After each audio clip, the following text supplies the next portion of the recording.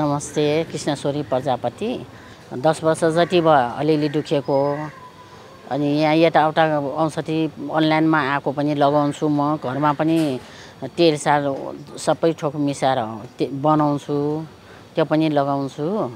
अनि डाक्टर कहाँ पनि जचाउँछु।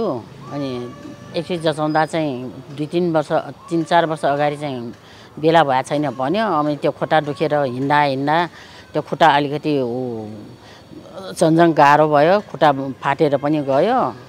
अनि त्यो भएको हुनाले अनि दुख्यो पनि बढी भयो। दिउँसो भन्दा राति बढी दुख्यो, अनि गाह्रो भयो।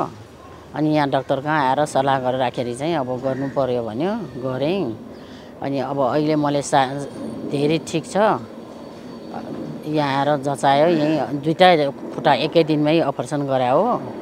मैले गाह्रो भएको छैन, जे होस् मैले त दुखै सहनु नसकेर आएको। अपरेसन गरेपछि दुखेको सम्झेकै छैन, निको भएको छ, जे होस् सन्चै छ।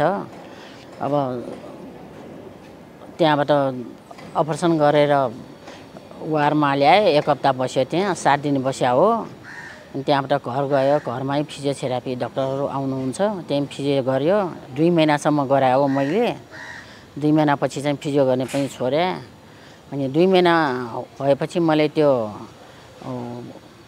टेक्ने पनि नचाहिने भएको छ, त्यो नटेकिकन हिँडिसक्यो। अब खुट्टा पनि सिधा भएको छ, दुखै सबै हरायो। अब त्यही अब डाक्टर कहाँ जाने भन्यो। अनि मैले त्यो 20 वर्ष अगाडि छोराको गराएको थियो, एक्सिडेन्ट भएपछि चक्राज पाण्डे डाक्टर साहबले।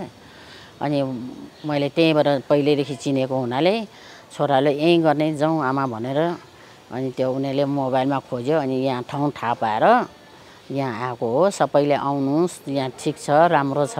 मलाई त राम्रै छ, म खुसी छु यहाँ आएर। सबैजना यतै आइदिनुहोस्।